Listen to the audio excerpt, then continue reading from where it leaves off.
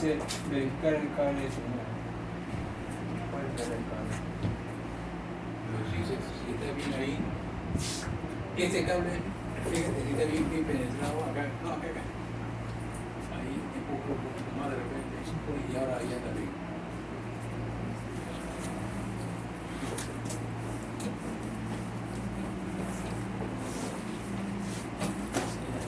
Pero sí está llegando la señal. Medio raro. O lo saco y lo meto.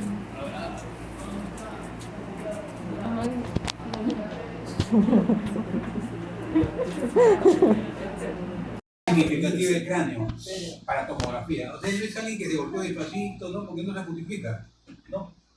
Acá en el hospital 200 soles, en la calle 400 soles. Se justifica un pequeño golpe, entonces tiene que ser injuria significativa.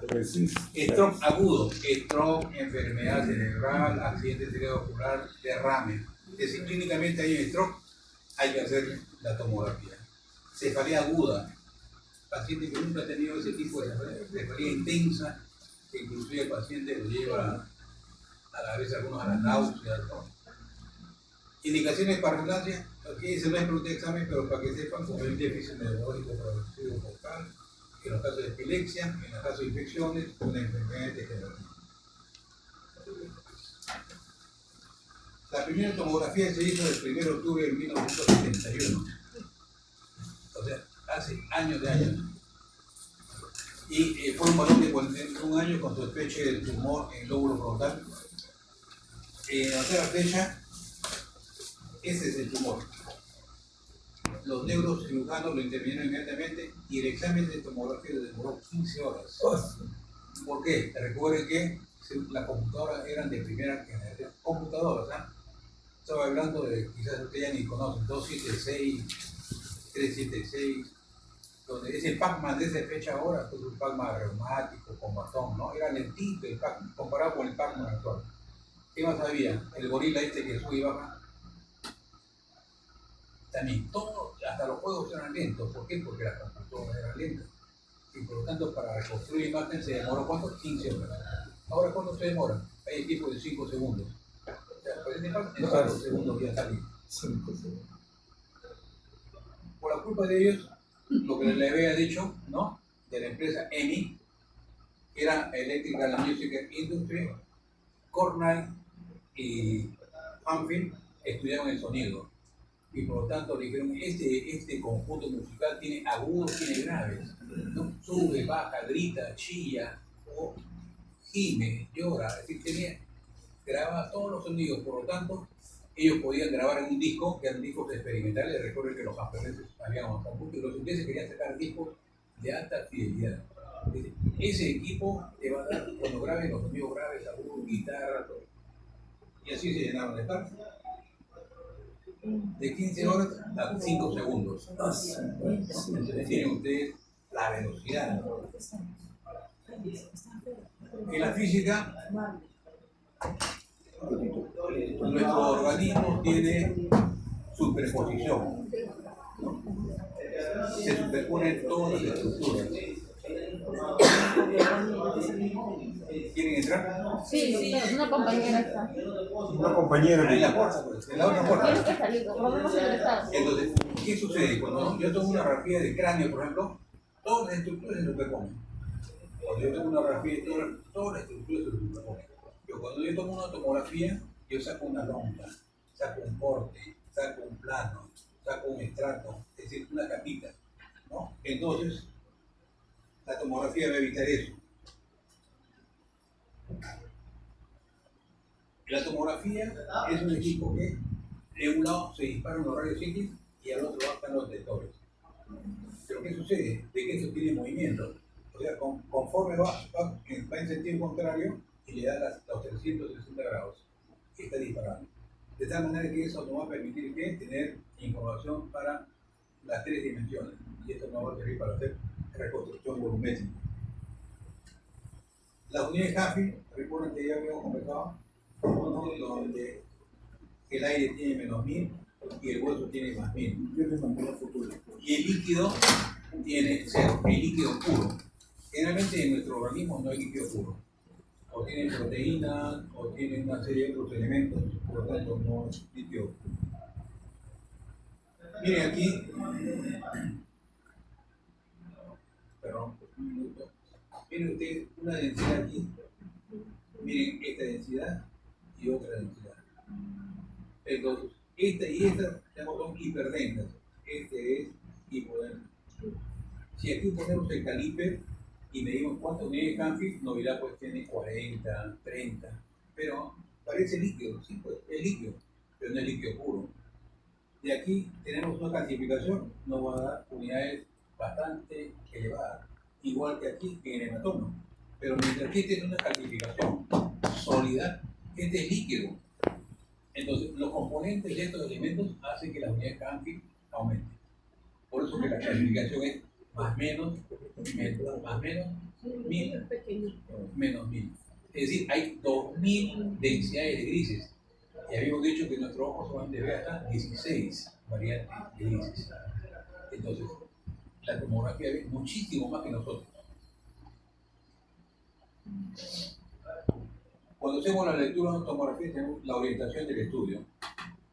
Si yo, por ejemplo, tomo una radiografía de cráneo, yo la tomografía de cráneo, perdón, la veo de abajo. Por lo tanto, este lado izquierdo mío es el lado derecho del paciente. Y mi lado derecho es el lado izquierdo del paciente.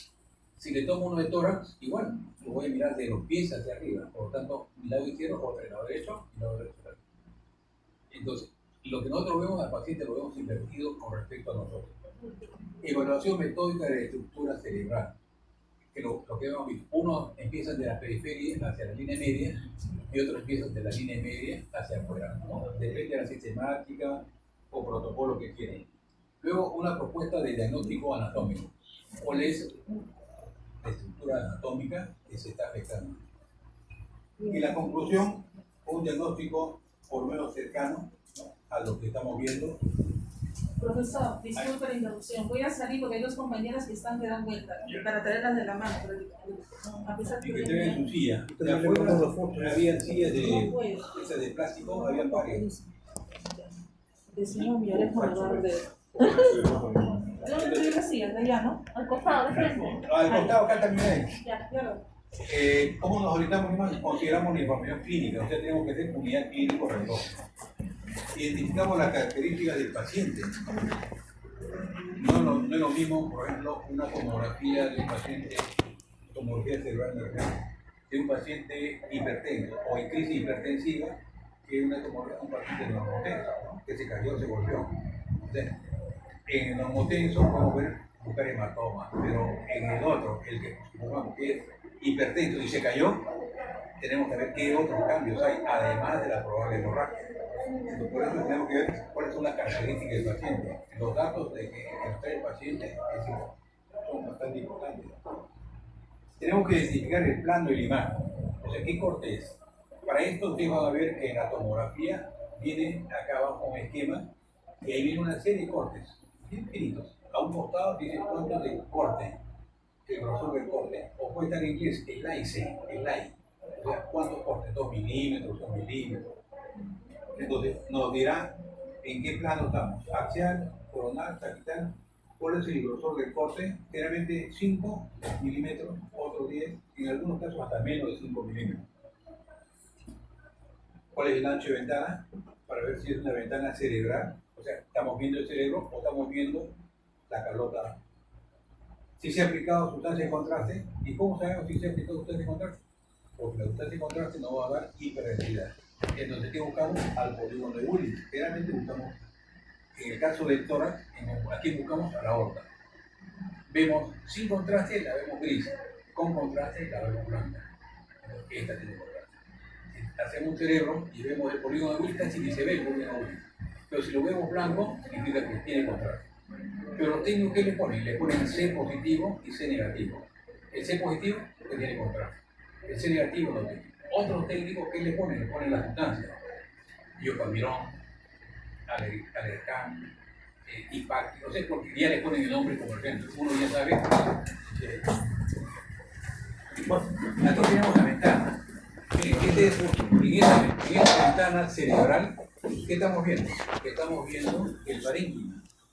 Mientras que acá ya no veo parénquima, lo veo todo negro, pero sí estoy viendo lo que es la calota. Entonces tengo dos ventanas, una para ver el contenido y otra que me muestra el continente. Aquí, otra, pero más abajo. Miren, en la ventana central yo veo el parénquima, mientras que acá ya no veo parénquima, estoy viendo la calota craneal. Entonces, ¿qué cosa he hecho? Mi ventana la he movido. ¿Hacia dónde? Hacia más mío, allá. Entonces, me va a salir por eso. Le he puesto, y nos tenemos 600, 700, allá. Aparece mi ventana, la vamos a mover más. De acuerdo a los órganos que quieren mover. Aquí algunos le ponen contraste negativo y otros le ponen contraste positivo. Y miren ustedes cómo se ven los vasos. En este caso es patológico, ¿no? Acá hay una malformación cerebral. Pero estamos viendo las estructuras que están más opacas, más densas, perdón, debido a que se está usando sustancia de contraste. Estas sustancias de contraste, la mayoría son derivados del yodo. Decía por ahí pasada que hay indicaciones, pero también hay contraindicaciones. Las alergias. De repente el paciente es alérgico. Y si el paciente es alérgico, ¿qué le ponemos? Antihistamínico. O sea, acompañamos la sustancia de contraste más antihistamínico como prevención. Entonces, ese paciente quizás haga reacción, pero la hará muy lenta, muy suave. El paciente puede tener insuficiencia renal, no se le hace. Porque como tiene insuficiencia renal, y esta la demostramos mediante la urea y creatinina, entonces ese riñón es funcionante y por tanto la sustancia de contraste no va a poder ser eliminada, va a estar dando vueltas. Lo que queremos es que la sustancia de contraste está necesaria. ¿Por qué? Porque si metemos mucho líquido, el paciente puede tener una sobrecarga líquida. ¿Qué pasa si el paciente es hipertenso? Le metemos más sustancia de contraste. Y esta sustancia de contraste por general tiene alguna sal como entre los componentes. O sea, le metemos sal y ¿qué hacen las sales? Jalan agua. Trae agua. Si el paciente está hipertenso, le metemos más líquido y le metemos que jale más agua. Por lo tanto, puede hacer más problemas. Aquí, en la línea media, hemos dicho que tenemos que ver cómo se desplaza, a la derecha, a la izquierda. Tenemos que ver ventrículo, cisterna, surco, lóbulo mayor. Estructuras profundas ya tales como los ganglios basales, tálamo, cuerpo calloso, cerebelo y tallo cerebral. Tenemos que evaluar tamaño, asimetría, distorsión o desplazamiento de cualquier cambio en la densidad. Ahí estamos viendo nosotros una imagen hiperdensa. En tomografía se habla de hiperdensidad. Esa hiperdensidad tiene una forma biconvexa, por lo tanto debe corresponder a una hemorragia epi o sub, epiural. Pregunta de examen, diagnóstico anatómico. ¿El órgano que tiene lesión es intratraqueal o extratraqueal? ¿Qué significa intra o qué significa extra? Significa si está dentro del tejido, dentro del componente del cerebro y el tallo, o está por fuera, entonces eso ya es extratraqueal. La lesión es única, es múltiple. Está en el lado derecho, está en el lado izquierdo, está en los dos lados, o tiene una localización específica. ¿Cuál es la densidad? Es hiperdensa, hipodensa, isodensa. La densidad aumenta, se incrementa, tiene enhancement después que le aplicamos sustancia de contraste. Y si es cierto que hay aumento, entonces nosotros ya debemos ir pensando que es porque hay una hipervascularización. O sea, hay una neoangiogénesis. Y debo estar pensando que probablemente hay ahí una lesión neoproliferativa o una neoplasia. La lesión causa efecto de masa, desvía el ventrículo a un lado o al otro lado. Los hematomas agudos. Miren, este es un hematoma agudo 4 horas después del ictus o del derrame. 4 días y ya va cambiando un poquito y a los 3 meses ya no hay nada. ¿Qué pasó con esa sangre? Esa sangre le decía que tiene hemoglobina y esa hemoglobina se metaboliza en metahemoglobina, oxihemoglobina y conforme se va metabolizando se comienza también a licuar y se comienza a regar el cuerpo. Por tanto, si viene un paciente que dice hace 2 meses yo tengo un derrame cerebral, media eruptiva, no hay nada. Doctor, Una pregunta, ictus, ¿qué significa? Hemos dicho ictus, hemos dicho stroke, derrame cerebral, accidente cerebrovascular o enfermedad cerebrovascular. Ay, gracias. Y acá está la evolución, miren cómo va disminuyendo la densidad del hematoma. Aquí es hiperdenso, ¿hasta cuántos días? 3 días, después comienza a bajar, se vuelve hipodenso, isodenso, perdón, y al final, hasta las 2 semanas se vuelve isodenso, hasta las 14, perdón, ¿no? Hasta los 14 días, 2 semanas. Entonces, lo que era blanco, pero ¿qué pasa si viene un paciente, por ejemplo, a los 8 días? El paciente lo traen de la sierra, que se cayó el caballo, o de la mula, o del burro, lo traen, está mal, y le encontramos una lesión ahí, pero no es blanca, sino es gris. Entonces nosotros vamos calculando, esto no tiene 24 horas, esto no tiene 48, esta debe tener 7, 8, 9 días. Entonces, nosotros podemos hacer una cronología de cómo se va metabolizando el hematoma. En cuanto a los axiales y intraaxiales, decíamos que lo intraaxial cuando está referido al cerebro o al tallo cerebral. Y el extraaxial cuando no tiene nada que ver con estas estructuras. Acá tiene un tumor, este tumor era de la meninge, o sea, es extraaxial, ¿no? Entonces, todo lo que es cerebral o tallo es axial. Y todo lo que está, las estructuras vecinas, si hay alguna lesión, se llama una lesión extraaxial. Aquí tenemos un meningioma extraaxial, porque es de meninge, pero ejerce cierto efecto de masa. Acá tenemos un glioma, el cual es intraaxial. Se le ha puesto sustancia en contraste y miren, y realza. O sea, este es vascularizado. El diagnóstico puede ser normal, porque no todas las lesiones se pueden ver en tomografía. Hay pequeños infartos, porque los infartos no dan una baja densidad en el territorio arterial, a veces muy discreta, algo que sea muy... El sangrado sí nos da, cuando es agudo, nos da alta densidad, o sea, se ven hiperdensos. Los tumores los podemos ver de repente medianamente, pero si le ponemos sustancia en contraste, va a tener refuerzo. Los traumas, por hematoma subdural, epidural, contusiones, derrames o hemorragias subaranoideas, degenerativos, cambios atróficos o alteraciones de los espacios del líquido cefalorraquídeo. Otro diagnóstico que generalmente vemos más en niños, hidrocefalias, con anormalidades congénitas. Miren ustedes aquí, tenemos esta área de baja densidad. Entonces habíamos dicho la vez pasada que los territorios, ¿no? Donde la arteria cerebral media abarca casi todo. En cambio la arteria cerebral anterior, una pequeña zona, la arteria cerebral posterior, otra pequeña zona. O sea, generalmente nosotros dividimos así, ¿no? En tercios. Este tercio, la cerebral anterior. Este tercio, pero no son tercios. O sea, el que más abundantemente ocupa espacio es la arteria cerebral media. Por lo tanto, esta es la arteria cerebral media. ¿De qué lado? ¿Derecho o izquierdo? Derecho. Derecho. Porque estamos viendo de abajo. Estamos viendo de abajo, por lo tanto, ese es el lado derecho. Miren ustedes la forma. Biconvexo, y aquí se quiere hematizar que acá hay un trance de fractura. Es el hematoma epidural agudo, porque lo estamos viendo hiperdenso. Miren, este paciente tenía su hematoma epidural y después de, digamos, 2 semanas cambió de color. Se volvió hipodenso y por lo tanto esto poco a poco se comienza a reabsorber. Entonces, ¿cuándo se opera? Yo le tomo hoy día al paciente que está hiperdenso. Le vuelvo a tomar en 4 días, sigue hiperdenso, pero aumentó.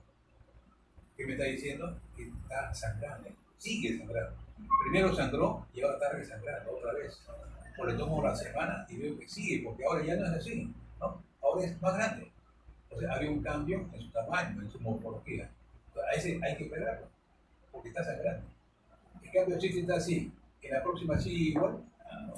Ese se encapsuló un poco, ya va a metabolizar, es pequeñito, más riesgo es hacer una craneotomía, hay que tenerlo aquí, hay que hacer observación. Hay que estar observándolo todos los días, sí que aparece algún susto.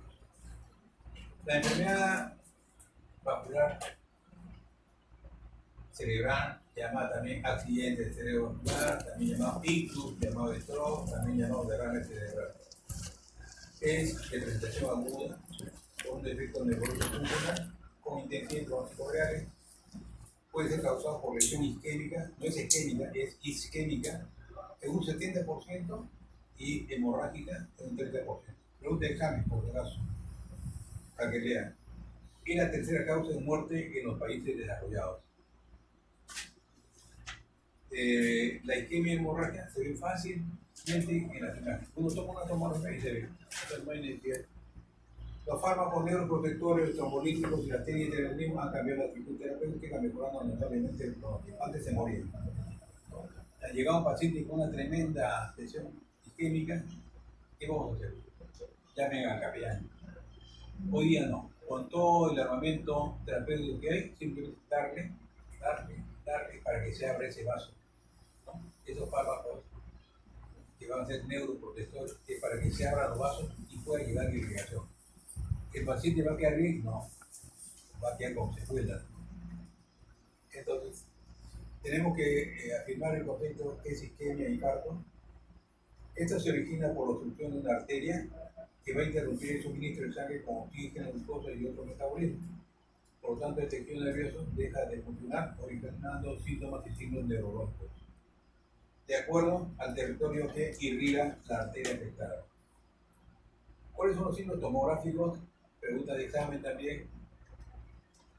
El signo del vaso comprometido hiperdenso, o simplemente otros dicen el signo del vaso hiperdenso. El área hipodensa en el territorio del vaso comprometido, se ve gris oscuro. ¿Por qué hipodenso? Porque no está llegando sangre y la densidad ha disminuido de esa área. Porque hay una pérdida de la diferenciación de sustancia blanca a sustancia gris. Va a haber edema de los ganglios basales, como una hipodensidad, edema en las circunvoluciones con borramiento de los surcos y de la cintura de cilindro. A las 24 horas, en algunos, en otros 48 horas, y algunos hasta en 3 días, 78 horas, empieza la transformación hemorrágica.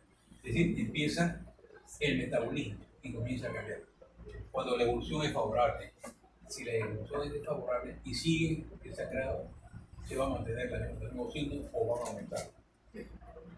Entonces, cuando pedimos tomografía, pedimos antes de los 3 días, después de los 3 días, pedimos cuando ocurre el hecho. Hoy día se cayó, ayer se cayó. O sea, no vas a esperar que, bueno, vamos a esperar, ¿cómo arreglar?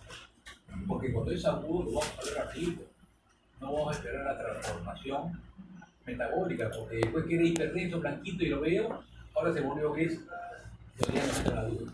Entonces, si alguien sufrió un traumatismo encefalocraniano, si alguien perdió la conciencia, si alguien convulsionó, si tuvo algún problema de tipo neurológico, ya la tomografía.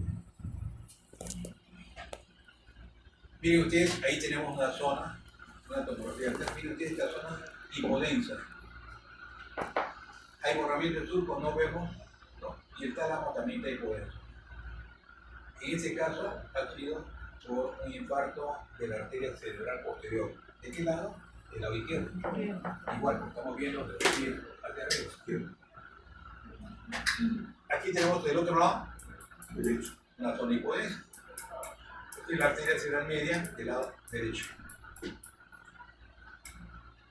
La hemorragia cerebral se produce cuando se rompe una arteria o una vena, permitiendo que la sangre ingrese al parénquima cerebral o a los espacios donde circula el líquido cerebral. Puede ser por la región epidural, por la región subdural, por el espacio aracnoideo o se mete a los ventrículos. Entonces, la tomografía y la resonancia visualizan el coágulo originado por el sangrado, visualizan el hematoma, siendo de mayor densidad en la tomografía y compleja en resonancia magnética. ¿Todos los hospitales tienen resonancia? No. Nosotros tenemos, sí, tenemos tomógrafos, que lo hay, tiene tomógrafos. Sergio Bernales, no sé si era tercerizado, el María Auxiliadora tercerizado, Santa Rosa tercerizado, y no todos los hospitales ni siquiera tienen tomografía. Resonancia es peor. Nosotros tenemos, el Loaiza no tiene, Ciencia Neurológica tiene, después los demás hospitales no tienen. Doctor, disculpe, tomografía no hay acá en ¿Cómo que sí? Acá tenemos Resonancia magnética también. resonancia, está el equipo inoperativo y están instalando en abril de este año. Ahí está. Entonces, ahí están las características, pregunta de examen, del hepatoma epidural. ¿Cuál tiene un antecedente traumático? Y es la fractura de la calota craneal. Y si se rompe la calota craneal, ¿qué rompe? Se rompe las venas. ¿Recuerdan cómo se llaman esas venas? También le llaman en árbol, las venas en árbol. Esas venas se rompen por la fractura craneal y hace que se acumule líquido por encima de la dura madre. Por eso se llama epidural. Es hiperdensa, biconvexa por dentro de otras fracturas, con áreas de baja densidad. Pero hay un problema. Yo no veo la fractura en la ventana parenquimal. O sea, a la fractura yo tengo que buscar la ventana ósea. Puede haber signo remolino, hemorragia activa, áreas de baja densidad. A veces podemos encontrar burbujas. ¿Por qué? Se rompió el hueso, supongamos que se abrió la piel, se rompió y por ahí dentro hay. Entonces, un 20% de pacientes presentan estas burbujas y eso se llama neumoencéfalo. Pregunta de examen. Todos estas vienen, por caso. Hay un desplazamiento, acá hay un error de la interfase gris blanca con S. Hay deformación del ventrículo lateral por efecto de masa y puede producirse hernia transtensorial o hernia transpancina. ¿Cuál es la hernia transtensorial? Recuerden que hemos dicho que encima del cerebro está la tienda. Todo lo que está por encima es supratensorial y lo que está del cerebro hacia abajo es infratensorial. ¿Y cuál es la transpancina? ¿Cuál es el fals? El centro. Es el centro, en el cual nos divide un hemisferio derecho y un hemisferio izquierdo. Entonces, esta membrana puede ser empujada por un sangrado y a eso se denomina hernia. Se ha herniado hacia otro lado.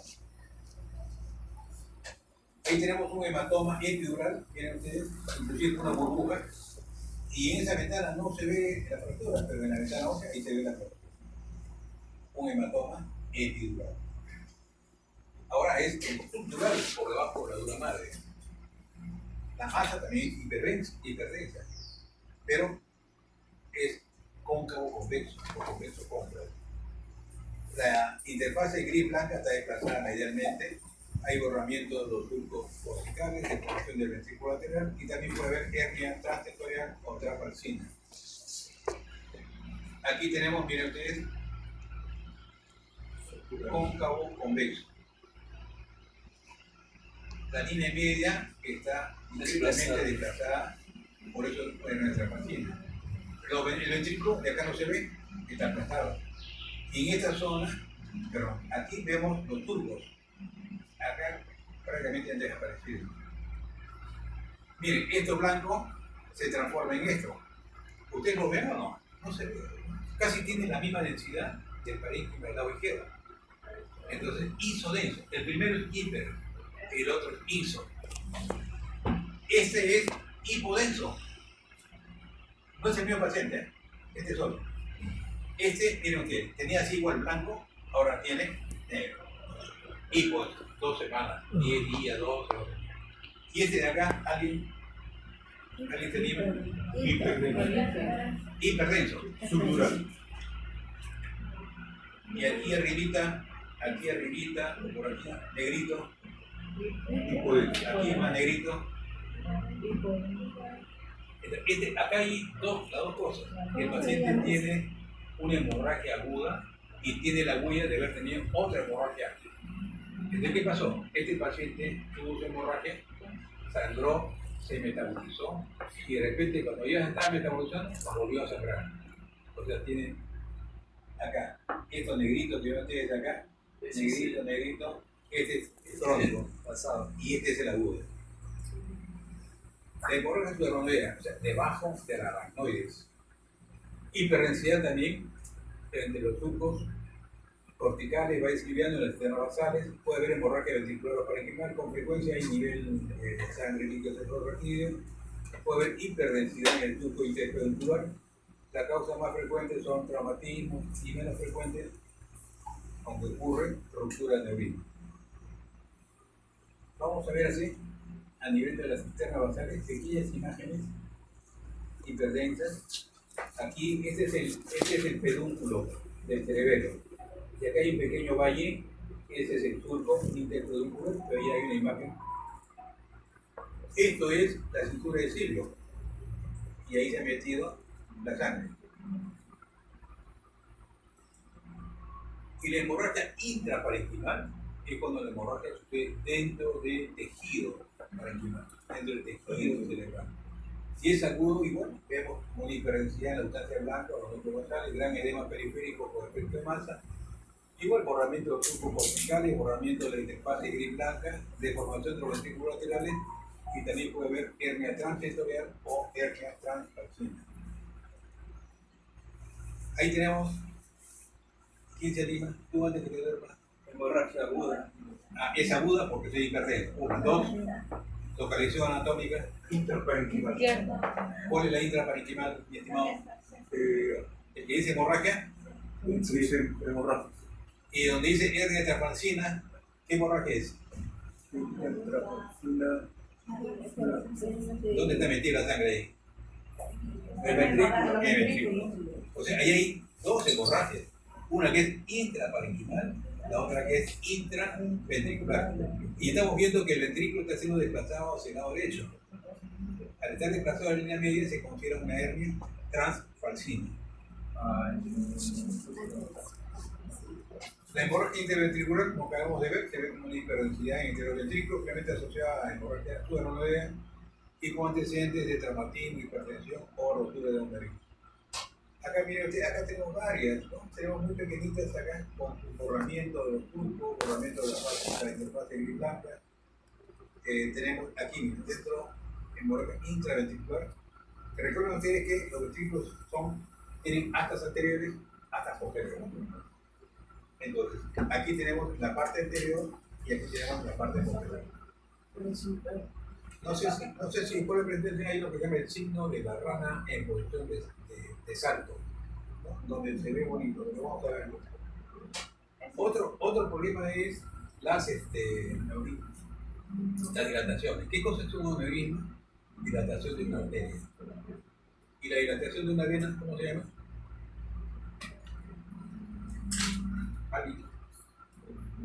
Varice.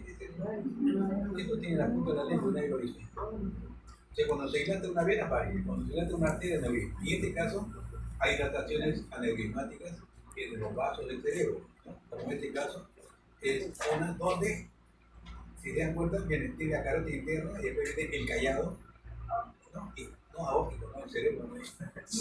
La carótida interna y arriba, antes de entrar a la base, hay una dilatación. Una aneurisma cerebral. Antes que se hacía craneotomía, se le ataba la tapa, se le ataba el cerebro, ahora no. Ahora se hace por la piel de retina. Se mete una guía metálica, se llega por la carótida, se llega hasta la aneurisma y se deposita como si fuese un resorte. Llega, el resorte se expande y captura, y luego hace que esto poco a poco se vaya reduciendo. Ya no lo operan, ¿no? Entonces ya no tienen trauma, que te hayan cortado. Es una traqueotomía, te levantan y luego que te muevan el cerebro y después te quedas medio mundo. No. La técnica está avanzada. Acá tenemos otra dilatación, aneurisma. ¿Y ese examen, doctor, cómo se llama? ¿La qué? El examen. Angiografía. Ahora, ¿qué cosa es la angiografía? No, a ver, preguntemos, ¿qué es la angiografía? En anatomía hay un capítulo que se llama angiología. De vasos, ¿no? De Vasos. La angiografía estudia vasos. Y la que estudia las arterias, ¿cómo se llama? Arteriografía. Y la que estudia las venas, flebografía. Y la que estudia los vasos linfáticos, linfangiografía. Entonces, la arteriografía, la flebografía y la linfangiografía Son 3 de un capítulo que se llama angiografía. El problema está que todo el mundo se acostumbra a tiene una angiografía, pensando que angiografía es sinónimo de arteria. No, la angiografía comprende arterias, venas y linfáticos. Disculpe, yo un alumno que está perdido, lo voy a traer Que prenden sus 3 veces. de la mano. Entonces, esa malformación arteriovenosa, ¿a qué se debe? Pregunta de examen. A una disregulación de la angiogénesis. Es decir, la angiogénesis tiene un patrón. Dice, ¿sabes qué? Tú te divides en 2. Tú te divides en 2, te divides por el lado de la provincia. O sea, tiene un plan. ¿No? Tiene un plan. Es el plan de regularización, cómo debes tú desarrollar embriogénicamente. Pero ¿qué pasa cuando hay una desregulación? ¿Qué pasa cuando algún tipo de no hace que se desregularice? Entonces, acá crecen todos los vasos bonitos, acá algunos, y de repente algunos crecen todos como una madeja, ¿no? Una madeja de lana, así, todas enredadas. Entonces se crea esto, ¿no? Un ovillo de vasos mal formados, al cual se conoce como nimbus. Hay remodelación vascular, hay shock arteriovenoso, es decir, los vasitos pequeñitos se van uniendo entre arteria y vena. Hay un mayor efecto de masa, arterias aferentes múltiples y abundantes venas diferentes. Miren, esta es una arteriografía. Él fue el que presentó Miami. Porque cerró la puerta. Él es el que. Se hace una radiografía y miren ustedes, la constante de contraste nos demuestra acá como si fuese un ovillo que es caótico, no tiene forma. Y esto es lo normal, ¿no? Los vasos que se van dicotomizando, que se van dividiendo, esto no. Acá hay un caos, acá hay una anarquía vascular. Entonces, ese es uno. Acá miren otro. Ese es normal, y acá un caos, una anarquía, un desorden, arterias y venas. El aneurisma, la malformación arteriovenosa o MAC es una patología de arterias y venas. Un movido, ¿no? Tumor cerebral. ¿Qué es el tumor cerebral? Es toda masa anormal que por su presencia distorsiona a las formaciones neuroanatómicas vecinas. Las empuja, la empala, las aplasta. Y es la imagen variable según la composición celular, la presencia de ausencia de hemorragia y calcificación. Signos directos, signos indirectos. Pregunta de examen, siempre vienen. Los signos directos pueden presentarse como una masa hipo-iso o hiperdensa. O sea, en cuanto a su densidad no tiene una característica, ¿no? Pero su estructura es compleja, o sea, no es simple, ¿no? Tiene zonas negras, tiene zonas blancas y tiene ambas. Si yo le aplico sustancia de contraste, va a haber un refuerzo. ¿Y por qué va a haber refuerzo? Porque está hipervascularizado. ¿Cuáles son los signos indirectos? Efecto de masa de piso. Desplaza las estructuras vecinas, comprime de forma el sistema reticular, afectación del espacio flavonoideo, provocando borramiento del espacio flavonoideo, borramiento del turbo, y hay signos periféricos como edema peritumoral, banda hipodensa del tumor tejido-cerebral y cambios en polarización de contraste. Aquí prácticamente no se veía el tumor, pero se veía esta imagen acá como efecto de masa, hipodensa, un edema. Cuando se pone sustancia de contraste, aparece esto. Es el mismo paciente, ¿eh? Aparece esto, y cuando le vuelvo a tomar, este es la axial, cuando le toma la coronal, acá está, mucho más. También es compleja, no es blanca, no es negra, es blanco y negro, complejo, es mixto, Como es heterogéneo. caótico, heterogéneo. O sea, nosotros decimos complejo por no decir mixto. Saben ustedes que muchos términos a veces se usan para hacer más interesante la médula. La médula espinal también está comprendido dentro de los estudios de tomografía del sistema nervioso. Tenemos procesos congénitos, lesiones traumáticas, tumores, procesos inflamatorios y procesos desmenizados. Congénito, el mielo meningocele. Hay un encéfalo meningocele. El encéfalo meningocele es cuando sale de la cabeza. Pero cuando sale en la columna se conoce como mielo meningocele. Pregunta de examen, saco herniario posterior que contiene raíces y meninges. Puede haber malformaciones vasculares, malformación arteriovenosa, pisos y angioma. Y siringomelia es la dilatación del epéndimo por bastante líquido cefalorraquídeo. Aquí tenemos, a veces ven niños y los niños tienen un bulto atrás, ¿no? Entonces, ese bulto que le piden ecografía generalmente. Otros van y les piden mejor tomografía. Y miren a ustedes acá, esta es la médula y aquí hay un problema. ¿Qué pasó? ¿Por qué se sale? Porque tiene lo que se conoce como espina bífida. Entonces, aquí hacemos un arco. Embriológicamente, nuestra espina espinosa son así, dos ramas. Y conforme avanza la embriogenesis, se comienzan a cerrar. La izquierda y forma una sola apófis espinosa. Pero hay algunas que no se cierran. Y las que no se cierran se quedan separadas. Y eso se llama espina bífida. ¿Y qué pasa acá? Cuando hay mucha presión agarra y se sale. ¿Qué se sale? Como en este caso, se sale mielo, la médula y la meninge. ¿Puede ocurrir meningocele? Sí. A veces se sale solamente la meninge, ¿no? Y adentro no hay nada, hay líquido. Pero lo más frecuente es que sea mielo meningocele. Lesiones traumáticas, secundariamente alteración de la columna vertebral, hay compresiones, edema, hemorragia, isquemia. Ese paciente tuvo un traumatismo, la vértebra está